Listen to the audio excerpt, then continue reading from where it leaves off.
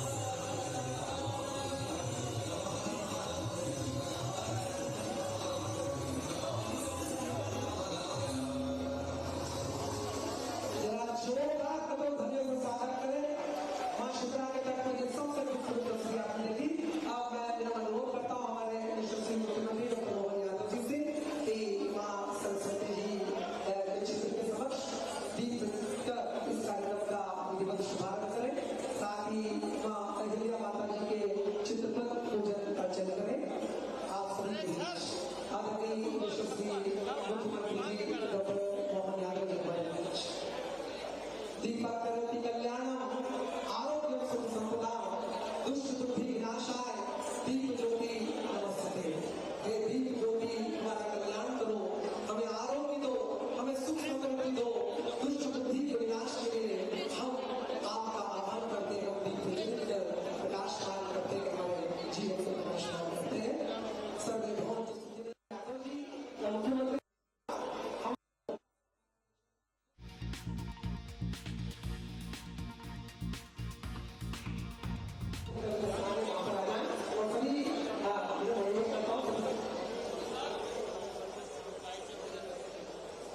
हमारे समस्त सत्रों का स्वागत वंदन अभिनंदन सरकार यहाँ पर करते हुए आदरणीय मुख्यमंत्री जी डॉक्टर मोहन यादव जी। तो चलिए अब मैं हमारे यशस्वी डॉक्टर मोहन यादव जी मुख्यमंत्री जी के स्वागत के लिए श्री तुलसीराम जी सिलावट साहब माननीय मंत्री जल संसाधन विभाग प्रदेश शासन को अनुरोध करूंगा कि यहाँ आए और माननीय हमारे मुख्यमंत्री जी डॉक्टर मोहन यादव जी का स्वागत करें, वंदन करें, अभिनंदन करें।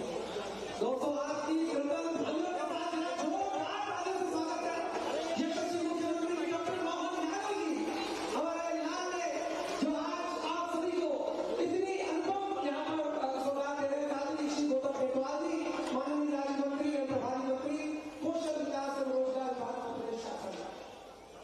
और मैं विनम्र अनुरोध करता हूँ हमारे आदरणीय मुख्यमंत्री जी जो हमारे गुरु जी हमारे संत जी का स्वागत अभिनंदन यहाँ पर कर रहे हैं, सभी गुरुओं का स्वागत वंदन अभिनंदन यहाँ पर आदरणीय मुख्यमंत्री जी डॉक्टर मोहन यादव जी कर रहे हैं। अब मैं शरण अध्यक्ष संजय अग्रवाल जी से मेरा अनुरोध करूंगा कि समस्त सम्मानीय अतिथि जो मंचासीन है श्री बाल योगी उमेश महाराज साहब सांसद जी, साथ ही अनिल फिरोजिया जी, साथ ही सतीश मालवी जी हमारे विधायक साहब, रंजन कादुराड़ा साहब, श्री जितेंद्र जी, सभी का स्वागत करें। आदरणीय सांसद जी हमारे माननीय सांसद अनिल फिरोजिया जी यहाँ पर स्वागत करते हुए, साथ ही रंजन कादुराड़ा साहब, हमारे सतीश मालवी जी, सभी हमारे सम्माननीय यहाँ पर डॉक्टर मोहन यादव जी का स्वागत कर रहे हैं, वंदन कर रहे हैं, अभिनंदन कर रहे हैं। पूज्य चंदन है रिश्तों का बंधन है, आपके प्रधान पर आपकी हार्दिक वंदन है, अभिनंदन है। मैं समस्त अपनी महानुभाव से मैं अनुरोध करूंगा कि हमारे यशस्वी मुख्यमंत्री जी डॉक्टर मोहन यादव जी का मैं अनुरोध करता हूँ हमारे आदरणीय महापौर जी मुकेश चौहान जी, साथ ही परिवहन हमारी नगर निगम सभापति यहाँ पर मौजूद है। मैं अनुरोध करता हूँ इस अवसर पर वे हमारे डॉक्टर मोहन यादव जी मुख्यमंत्री जी का स्वागत करें, वंदन करें, अभिनंदन करें। फूल तो बहुत है मगर गुलाब से नहीं और अतिथि तो बहुत है मगर आप से नहीं। हम सभी के लाल ने जुड़े न केवल उज्जैन को पूरे मध्य प्रदेश को विश्व पटल पर स्थान दिलाया है, गौरवान्वित किया है। तो यशस्वी मुख्यमंत्री डॉक्टर मोहन यादव हमारे बीच मौजूद है। आप सभी का इस खूबसूरत प्यार से आयोजन में गौरव शर्मा हार्दिक स्वागत करता हूँ, वंदन करता हूँ, अभिनंदन करता हूँ आप सभी। दोस्तों बड़ा ही खूबसूरत, बड़ा ही ये खूबसूरत आयोजन है जो आप यहाँ पर देख रहे हैं। और अब आप यहाँ पर देखने वाले हैं लोग माता देवी अहिल्याबाई होलकर के सनातन संस्कृति के उत्थान, मंदिरों देवालयों का संरक्षण एवं निर्माण, नारी सशक्तिकरण, सुशासन, वीरता के क्षेत्र में अमूल्य योगदान को रेखांकित करती मध्य प्रदेश संस्कृति विभाग की सुंदर चित्र का लोकार्पण डॉक्टर मोहन यादव जी के जन्मदिन से होने वाला है। जो भी आप स्क्रीन पर यहाँ पर देखने वाले हैं, इस अवसर पर हम आप सभी का हार्दिक स्वागत करते हैं। ईश्वर ने अनमोल कुछ गिनती के ही बनाए हैं मगर उनमें सबसे कीमती है तो आज हमारे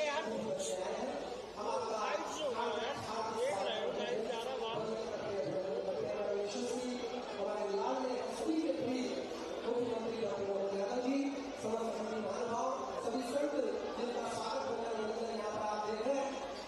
ये वो संत है, ये वो गुरु है दोस्तों जिनके लिए दो लाइन की बेटी है। ईश्वर ने अनमोल कीमती के ही बनाए हैं मगर उनमें सबसे कीमती तो मैं अनुरोध करता हूँ घाट के निर्माण कार्य की शॉर्ट वीडियो फिल्म का प्रदर्शन। उससे पहले माता अहिल्या देवी की खूबसूरत प्रस्तुति आप सभी के बीच स्क्रीन पर आने वाली है।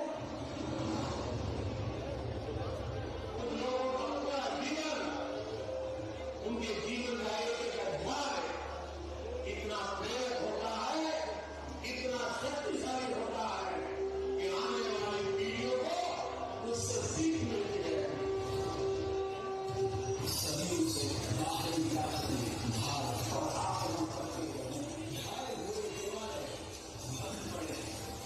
और क्या कुछ कह रहे हैं आपको सुनवाते हैं। क्षिप्रे महारानी की, आज के संत वृंद की, हमारे बीच आज की ये हमारी एक तरह से घाट के निर्माण की सभा भी है, लेकिन सच्चे अर्थों में धर्म सभा है। मैं आप सबका वंदन करता हूं, अभिनंदन करता हूं। सारे संत वृंद के लिए जोरदार अभिनंदन करें आप सब मिलकर के।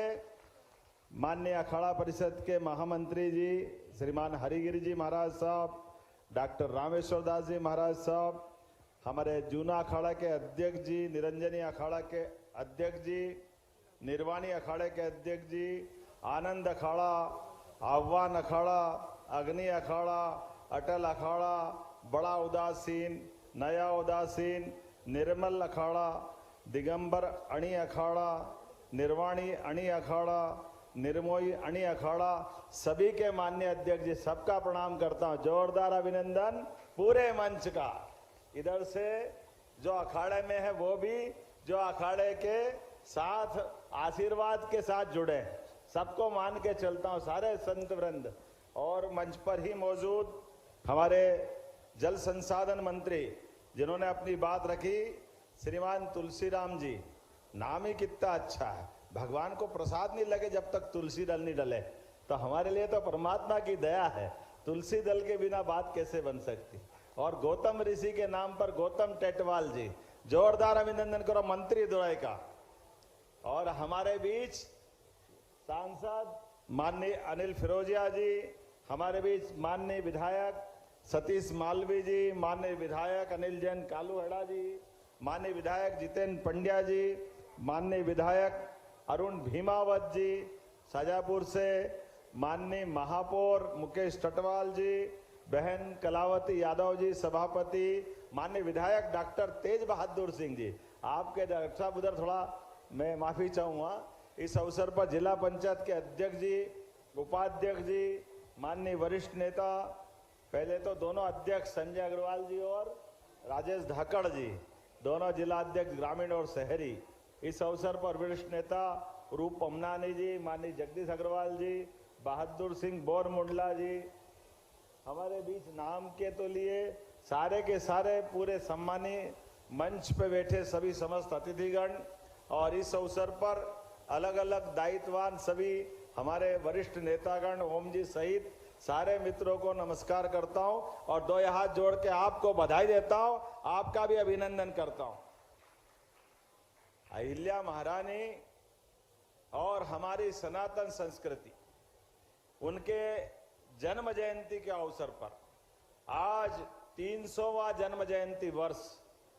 जन्म तो सबका होता है और शरीर भी सबका छूटता है। शासन में भी कई लोग आते हैं, कई जाते हैं। अहिल्या महारानी के समय पे भी उनका जो शासनकाल था, और उसी शासनकाल में कितने बड़े बड़े राजा थे, कोई किसी से कम पड़ रहा था क्या?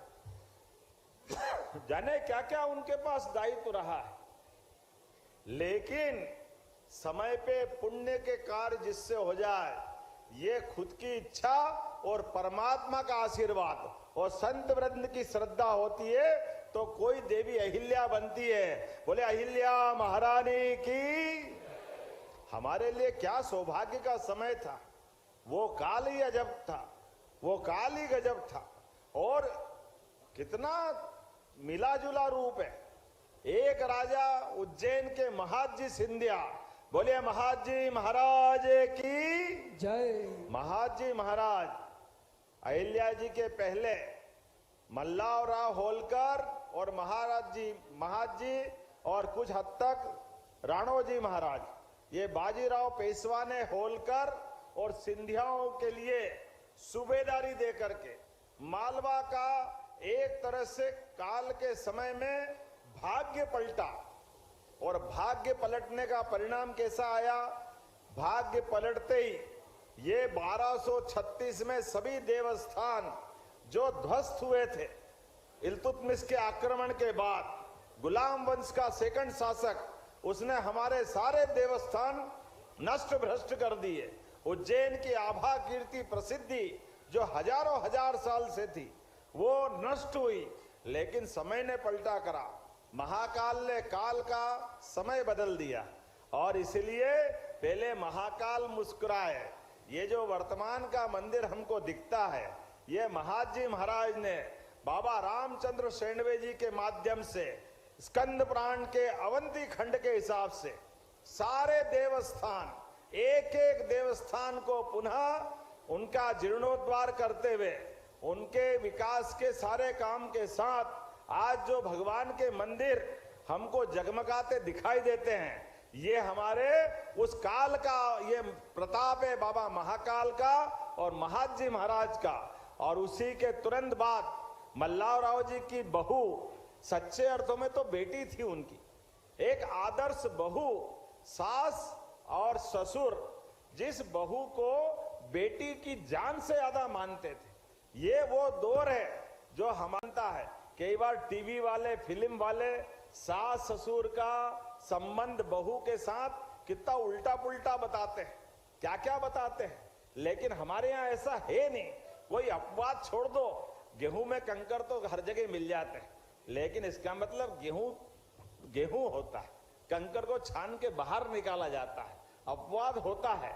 लेकिन सच्चे अर्थों में अहिल्याबाई को जिस दिन से बहू बना के मल्हारराव जी लाए, वो बेटे से भी बढ़कर के अपनी बहू से प्रेम करते थे।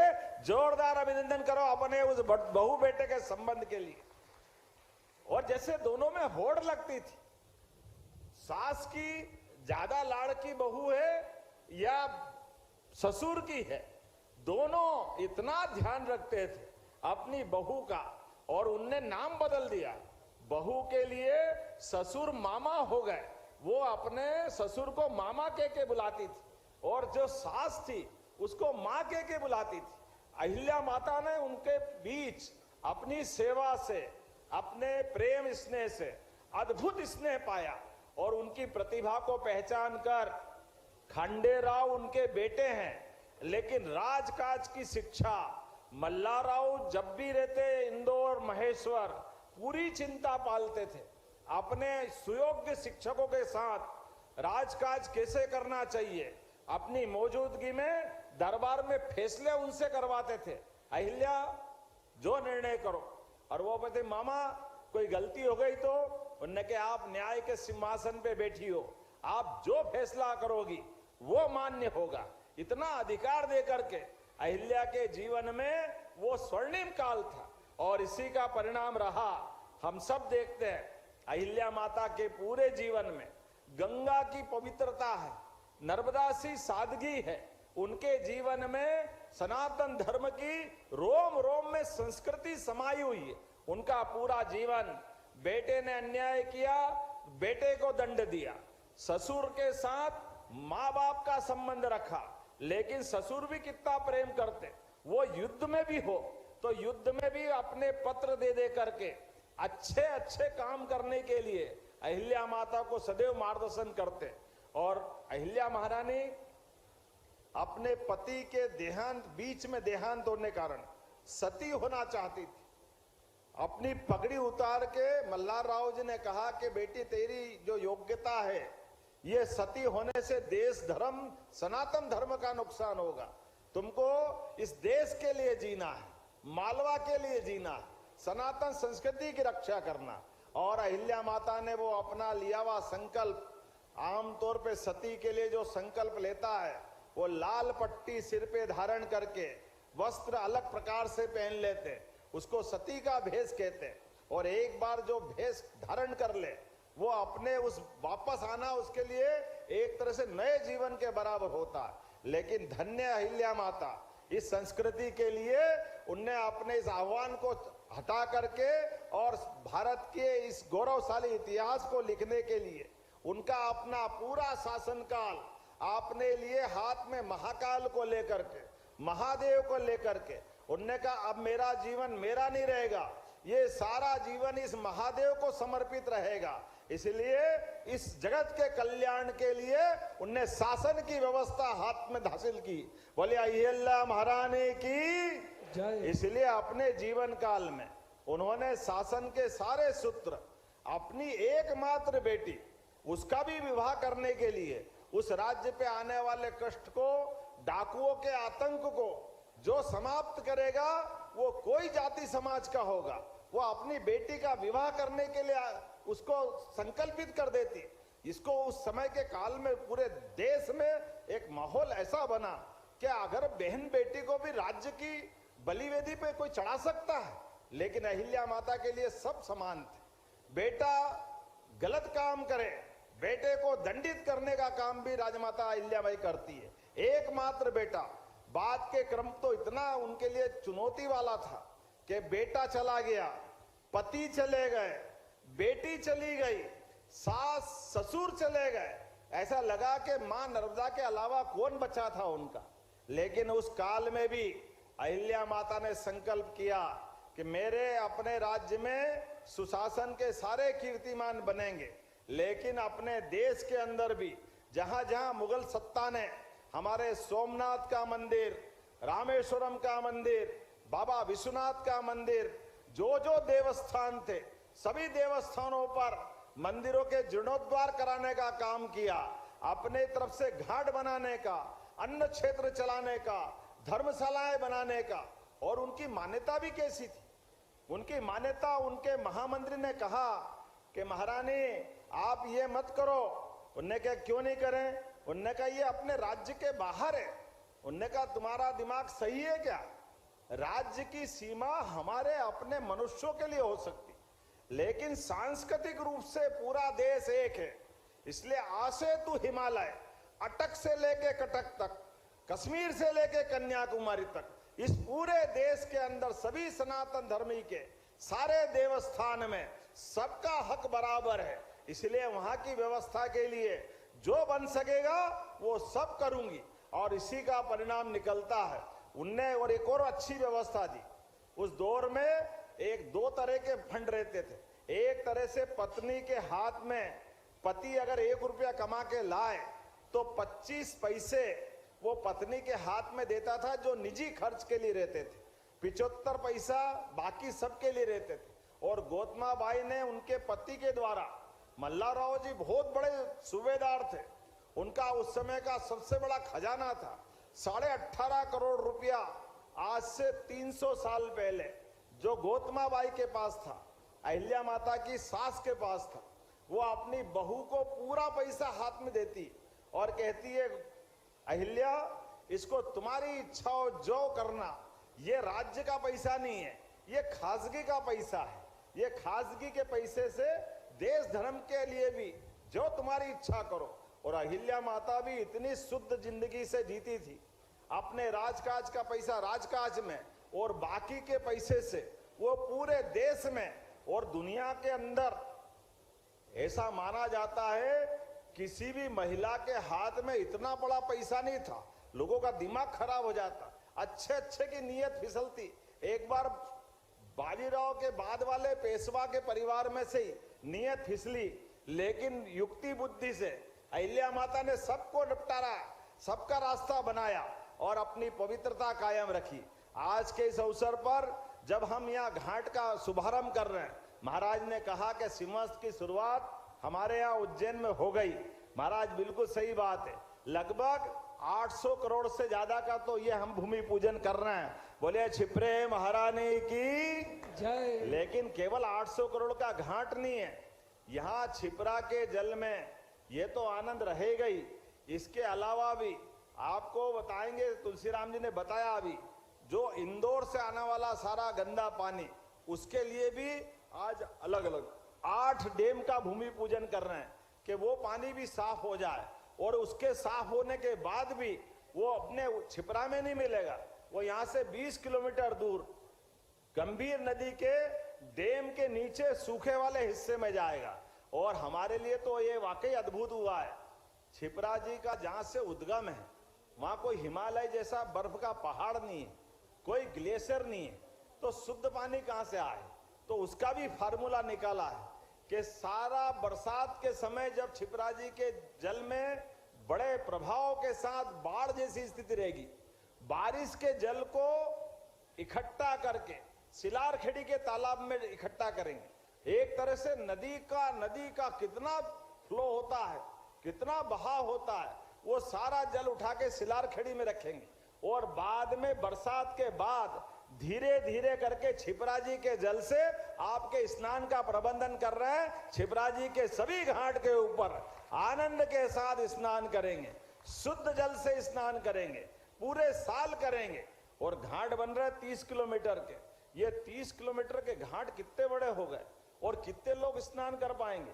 अगर 1 बाय 1 मीटर का अपन हिसाब लगा ले तो 24 घंटे के अंदर इन 30 किलोमीटर लंबे घाट पर अगर स्नान करने वालों की गिनती करें तो 24 घंटे में से 5 करोड़ लोग स्नान कर पाएंगे। 5 करोड़ लोग, इतना बड़ा ये पूरा फैला होगा एक बार में, लंबा पूरा घाट। और केवल ये घाट के अंदर जल नहीं, आने वाले समय में कितने प्रकार से उज्जैन में काम चल रहा है। बल्कि आने वाले समय में तो अब हमारे लिए सड़क से तो हम आएंगे जाएंगे, लेकिन ये नदी माता का भी नौकायन से उपयोग करेंगे। हमारे यहाँ पर महाराज जी, आपके यहाँ से वाल्मीकि धाम से नाव चलेगी और सिद्धनाथ के आगे तक ले जाएगी, दोनों किनारे के देवस्थान अपने दर्शन कराते हुए। एक नौका चलेगी शनि मंदिर के वहां से और सीधे गौघाट तक लाएगी। दूसरी नौका चलेगी अपने लाल पुल के यहाँ से तो रामघाट के पास छोटे पुल तक ले जाएगी। ये पूरा हमारे नदी के अंदर भी नौकाओं के माध्यम से भी आवागमन के आधार पर जो श्रद्धालु देवस्थान दर्शन करने जा सकेंगे वो सड़क मार्ग से भी जाए। लेकिन उससे आगे जाकर के हमने मेट्रो की व्यवस्था भी करी है, जिसके आधार पे इंदौर से भी मेट्रो ट्रेन उज्जैन तक आएगी। जोरदार अभिनंदन करो, ये योजना भी हमने मंजूर की।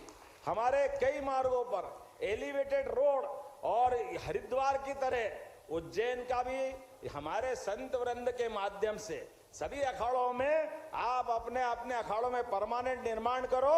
ये प्रबंधन भी हम कर रहे हैं। ये सारी व्यवस्था का काम सरकार के माध्यम से वैधानिक रूप से करेंगे। अभी अवैध रूप से होते हैं, ये अवैध रूप से करना अच्छा नहीं। इसलिए सारे प्रबंधन के साथ सरकार विकास के सारे काम कर रही है। आज यशस्वी प्रधानमंत्री के माध्यम से नारी सशक्तिकरण के आधार पर जब हम आगे बढ़ रहे हैं तो उम्मीद कर रहे हैं जितना अच्छा हमारा प्रयाग का कुंभ हुआ और पहले के जितने सिंहस्थ हुए, उन सब सिंहस्थ और सब कुंभ से सबसे अच्छा कुंभ उज्जैन का होगा। इसलिए इस प्रकार के काम हम कर रहे हैं और कोशिश कर रहे हैं कि आने वाले समय में आपका भी सबका मार्गदर्शन मिलता रहेगा। माता बहनें आई हुई है, यह अंगारेश्वर महादेव की कृपा है। इधर हमारे बीच मंगलनाथ मुस्कुरा रहा है। हमारे लिए तो नदी माता भी, महाराज आपको इतना बताना चाहूंगा, ये हमारी नदी माता खासकर क्षिप्रा की जो धारा बह रही है, ये धारा भी अपने आप भगवान के सारे जो जिसकी जैसी मान्यता है उस रूप से उनको विराजित कर रही है। हमारे पास अगर त्रिवेणी के पास देखते हैं तो जहां हमारी क्षिप्रा जी की धारा की दिशा, अगर वहां से अपने पश्चिम से उत्तर की तरफ घूमने का अगर दिशा होती है तो वहां नवग्रह बिठाते हैं। इसलिए सारे नवग्रह का मंदिर त्रिवेणी का वहां विराजमान है। बाद में उत्तर की तरफ से जहां रामघाट पे हमारे कुंभ मेले का स्नान होता है, जहां सात्विक पूजा होती है, और उससे आगे बढ़ो तो हमारी क्षिप्रा मैया अपने भरतरी घाट के यहाँ से, हमको मालूम है कि हमारे भरतरी जी का हमारे लिए उनका गोरक्षनाथ जी का मार्ग, उनका नाथ संप्रदाय की मान्यता अलग प्रकार की है। उनके देवस्थान के लिए वो नदी की विशेष धारा जो वहां से पूरब की तरफ पलटती है, तो गढ़कालिका के पीछे से लगा करके गंगा घाट तक गंगा की धारा भी हमारे लिए एक तरह से पूरब वाहिनी है। इसलिए पूरब वाहिनी पे ऊपर सभी हमारे कापालिक या अलग प्रकार की जो सात्विक के अलावा पूजा पद्धति होती है, इसलिए गढ़काल का, काल भैरव, विक्रांत भैरव, ये सब हमारे उस तरफ विराजमान है। और यहाँ से ये ग्रहों की रचना वापस बदलती है, जिसके आधार पर हमारा मंगल का उद्गम स्थल, ऐसा माना जाता है कि जब सौर ग्रहों की स्थापना हो रही थी तो इसी स्थान पर पृथ्वी पर कोई उल्कापात गिरा, उसके कारण से एक भूखंड टूट करके मंगल बना, और इसलिए मंगल की उत्पत्ति उज्जैन से मानी जाती है। इसीलिए किसी पे कोई मंगल की विशेष पूजा करना हो, मंगल की कोई दशा सुधारना हो, तो देश भर से, दुनिया भर से लोग उज्जैन आते हैं, अंगारेश्वर मंगलनाथ इनकी पूजा करते हैं और पितरों के तर्पण के लिए वापस हमारी ये जो पश्चिम की दिशा है, पश्चिम की दिशा से उत्तर की दिशा पलटते हैं। तो ये हमारे सारे पितरों के तर्पण के लिए ये हमारा सिद्धनाथ का धाम है। मैं उम्मीद करता हूं इस घाट के माध्यम से उज्जैन की ये कथा भी पहुंचेगी, क्षिप्रा जी की महिमा भी पहुंचेगी सारे देवस्थानों के लिए, क्योंकि ये मान के चलो उज्जैन बाबा महाकाल की नगरी है, भगवान कृष्ण की नगरी है। कई कई विशेष प्रकार से हमारे कई देवस्थान जहां इनकी अपनी आभा कीर्ति अलग प्रकार की है। ऐसे में हम सब 33 करोड़ देवी देवताओं की अपने मन में पूजा का भाव लेके आओ, तो अकेले उज्जैन में आकर के वो एहसास हमको होता है। उज्जैन के समान अयोध्या, मथुरा, माया, काशी, कांची, अवंतिका, पुरी, द्वारावतीश्चैव सप्तैते मोक्षदायका, ये जो 7 पवित्रतम नगरियां हैं जहां हमको मोक्ष मिलता है। हम भाग्यशाली हैं, परमात्मा ने हमको निमित्त बनाया है, हमको अहंकार नहीं है। महाराज जी, हमारा अपने हाथ में ना पैदा होना है ना मरना है। भगवान ने जितना समय दिया उस समय का सदुपयोग अच्छे से अच्छा करते जाए, इसीलिए इस संकल्प के साथ आगे बढ़ रहे हैं। आप सबका आशीर्वाद मिलता रहेगा। मेरी अपनी ओर से आप सबको पुनः प्रणाम, बहुत बहुत धन्यवाद। बोलिए अंगारेश्वर महादेव की जय। बहुत बहुत धन्यवाद। भारत माता की जय। बहुत बहुत धन्यवाद आदरणीय मुख्यमंत्री जी। मैं विनम्र अनुरोध करता हूं आदरणीय मुख्यमंत्री जी को स्मृति चिन्ह देने के लिए श्री तुलसीराम जी सिलावट साहब, माननीय मंत्री जी श्री गौतम टेटवाल जी, साथ ही श्री वी.के. देवड़ा जी, प्रमुख अभियंता जल संसाधन, टी.के. परमार जी, मुख्य अभियंता। अब मैं संजय अग्रवाल जी, शहर अध्यक्ष से विनम्र अनुरोध करूंगा आभार प्रदर्शन करें। आज के इस नई सोच, नए विचार के साथ नया मध्य प्रदेश, विकसित मध्य प्रदेश बनाने के लिए प्रयासरत सम्माननीय डॉक्टर मोहन यादव जी का, मध्य प्रदेश शासन के मुख्यमंत्री जी व सभी साधु संतों का, सभी अखाड़ों के अध्यक्षों का इस ग्रामीण कार्यक्रम में सम्माननीय उमेश नाथ जी महाराज, सम्माननीय रामेश्वर दास जी महाराज, सम्माननीय हरिगिरी जी महाराज और सभी अखाड़ों के संत और अध्यक्ष, आप सभी का हार्दिक, आप पधारे इस ग्रामीण कार्यक्रम में, आपका आभार। साथ ही सम्माननीय सांसद हमारे अनिल फुरेजा जी, सम्माननीय विधायक अनिल जैन कालूवेड़ा जी, पूरे जिले के विधायक और महापौर जी, निगम अध्यक्ष कलावती यादव जी, सभी का आभार व्यक्त करता हूं। बहुत बहुत धन्यवाद। आपने इस कार्यक्रम में उपस्थित रहकर इस कार्यक्रम को सफल बनाया। सभी कार्यकर्ताओं का, सभी माताओं बहनों का, आप सबका बहुत बहुत आभार। बहुत बहुत धन्यवाद संजय अग्रवाल जी। अब घाट के निर्माण कार्य के एक शॉर्ट वीडियो का प्रदर्शन यहाँ पर हो रहा है। मैं विनम्र अनुरोध करता हूँ उस वीडियो